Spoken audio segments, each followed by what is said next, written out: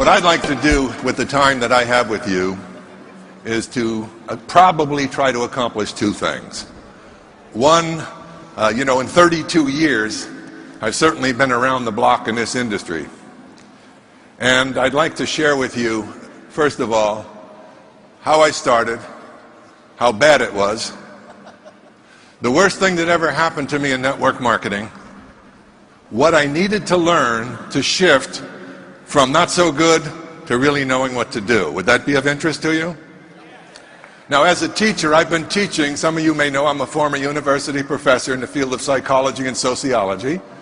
And as a teacher, I always try to give my students things that could shift them from where they were in life to a new place that they wanted to be in life. Well, let me tell you what I know about human nature. Most people will not. Isn't that unfortunate? What I'm going to say right from the beginning, it's not that you don't know what to do, it's that you know what to do, you just won't do it. How truthful is that for most people? So let me start by telling you my network marketing story. There was an associate dean that worked with me that reported to me, and at this time I was a dean of a senior college of business. And he told me that his wife had a silly little business. Now, this is 32 years ago. So he represented his wife's business as being silly. Now, we would not have 9 children if I suggested to my wife anything she was doing was silly. So he said, my wife Patty is having one of her meetings on Monday night, and she'd love for you to attend.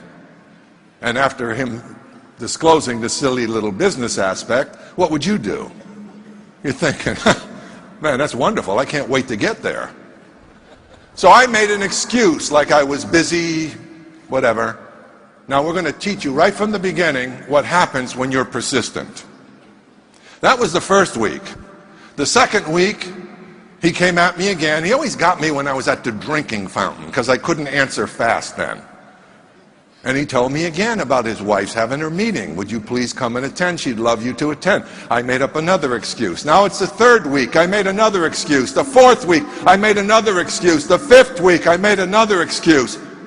Now I'm going to tell you something right now. About 90% of the people in this audience were probably gone and never thought of me again after the first or second. Are you learning anything?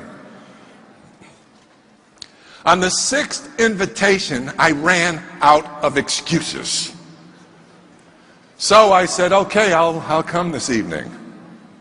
I went home, and I said to my wife, we're going out this evening. And on the amount of money we were making, that meant the Spaghetti Palace, $1 a meal, all you can eat.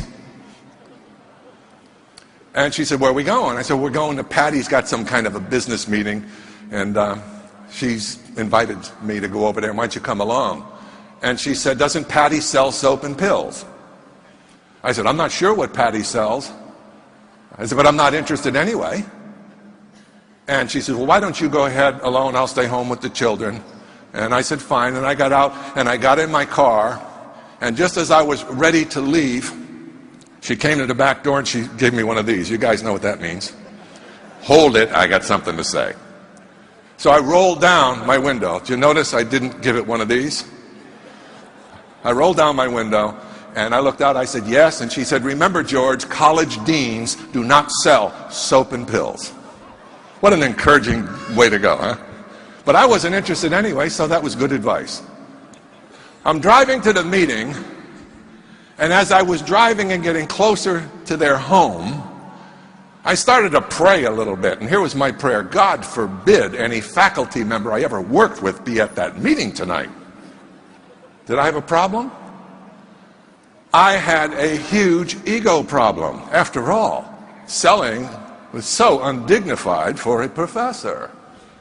No, you just have title and no money. So I got to the meeting. Things got worse. As I got into the meeting, there's 13 women. A guy about this high looked 100 years older than me, and me. Now you can imagine me trying to hide. I went to the back of the room. I said, think of this. That was like trying to hide a pregnant elephant on a tight wire. So I sat back there, and they started talking about their product. And I said, thank God I'm not interested. This pill makes you jump higher. This pill takes care of arthritis. This pill you need for this one and that one. And then finally they put a little green bottle up, and this is nature's scrub brush. I said, this ought to be good. Yeah, you take it every day and it detoxifies the body. You got the picture? It's going to make you normal. Boy, I couldn't wait to get started. Well, the meeting went on. They were done with the products, and I was delighted to know I wasn't interested in a single thing. And then that little guy that looked 100 years old, he got up. And this man changed my life. He got up and he said, my name is Armand. I'm from Canada. I work in a factory in the United States for 35 years. And I make a brake shoe for automobile. And I retire. I'm now 72 years old. And I retire when I'm 65. And one day I'm 69, 68, 69. And my wife, Peggy, she come to me and she say, Armand, you must go back to work. I said, Peggy, I work all my life. What do you mean go back to work? Why? Because we are still alive and we are running out of money. That was a human interest story to me, and I kind of liked this guy. I didn't know what he was going to say next, but I kind of warmed up to the vulnerability of his story. And then he said, my wife Peggy and I, a friend called us to come see the network marketing, direct selling business. And they say, don't worry, Armand, if you cannot sell. This business will take anybody. And he says to his wife, Peggy, we are anybody. Let's go see. So I'm listening to him and I'm saying, it's pretty fascinating. I wonder where it's going. And then he said, my wife Peggy and I, we work as husband-wife team. I'm Peggy. Peggy goes, yes, Armand. And today, 3 years later, we earn $10,000 a month. I almost fell off my chair. That was more than 3 times what I was earning, and it took me many years to qualify to earn it. The guy went to 5th year education, 5 years of formal schooling. He didn't speak the Queen's English. He was in a foreign country for him.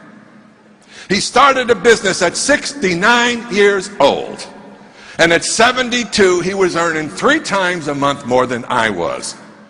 All of a sudden, whatever that stuff was on the counter that I didn't like, I was warming up just a bit.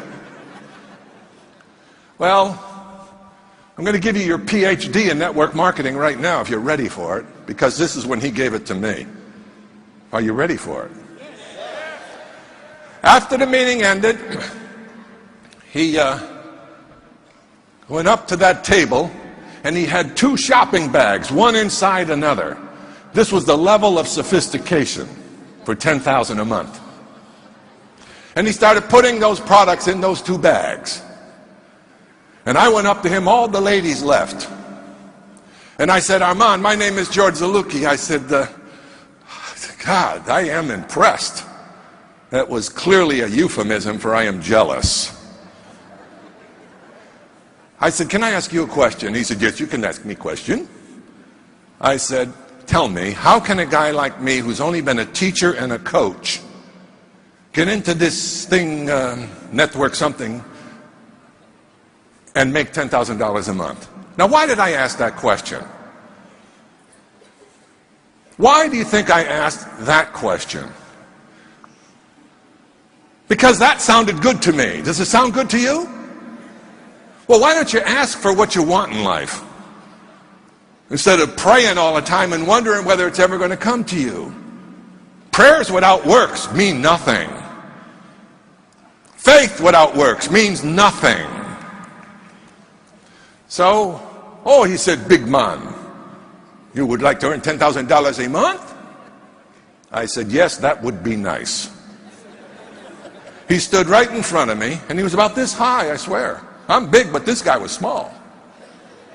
And he's looking up like this, and he said, I ask you a question, big man. Listen to the question.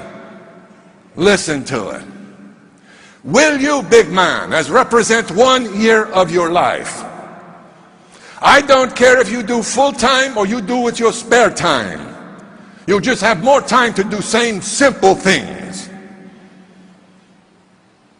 You don't look over your shoulder left for 1 year. You don't look over your shoulder right for 1 year. You focus your mind, and you will succeed. Can you do that? He said. And I answered like most people. I was not quite advanced at that point in how things really get done. So I said, well, I think I can do that. And here's what he did. Oh no, he said. Did I ask you, will you give 1 year of your life, no turn back effort, no look back left, no look back right, focus your mind? Did I ask you that question? By this time I'm getting a little irritated. I said, yes, you asked me that question. He said, then big man, you have yes or you have no. Now pick one. I said, yes, I'll do it. Now here's the best training I ever had in my life about success. What he said right now. Here's what he said. That's good, big man. I can teach you no more. Now I'm going to tell you something. If I walked off this stage right now and you understood the power of that man's instruction, you can do anything. The problem is, folks, we start something and we lose focus. We let the little minds in life take away the big dreams, don't we? The little voices that you have in you from your past failures, they keep chipping away at your will to persevere. Yes or no? You think it's any different for me? I've just learned you need to tell those people inside of you to shut up.